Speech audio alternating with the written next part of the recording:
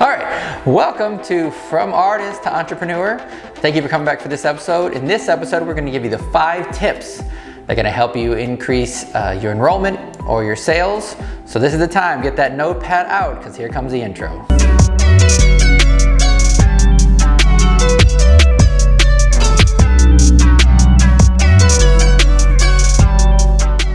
Today's episode, all the tips are based on the idea of the triad or understanding our triad, which is that language, focus, and physiology affect how people feel and their ability to take action and move.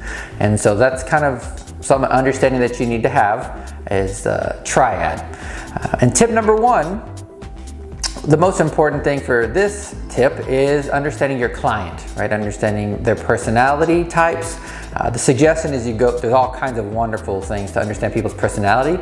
Go do some research and figure out which one is best speaks to you or you want to understand, but it's very important to understand what type of person you're dealing with and what motivates them, what inspires them to take action and to enroll and to buy into whatever you are selling or enrolling them on.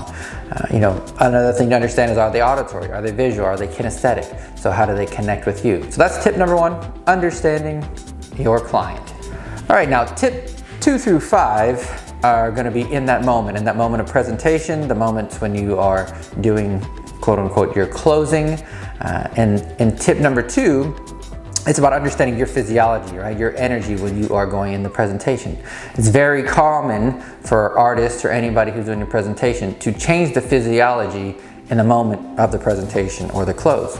So it's very important that either you create some kind of trigger or a space where you can maintain your physiology and your energy level from whatever happened before when you're educating, when you're teaching, when you were connecting with them, building rapport. And now I'm going to present them and I maintain that energy, I maintain my physiology, I don't let it drop.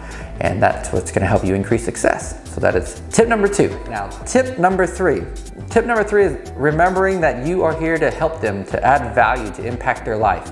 Whatever your service or product is, you need to know, how is that impacting them? Where is the value add? How is this going to change their feeling or state or life, and creating this compelling future that doing this is going to transform and impact you in this way. And having that confidence that I don't know what percentage, 1%, 50%, 100%, but I am going to improve their life by a percentage. And having that belief and knowledge in myself makes me a better presenter and able to influence and enroll more people.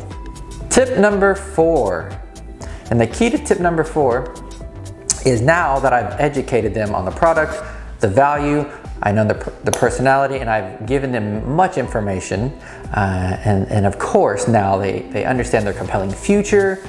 Now the key is to give them time to digest this information, right? Another way to say that is, be quiet. It's time to be silent and let them decide.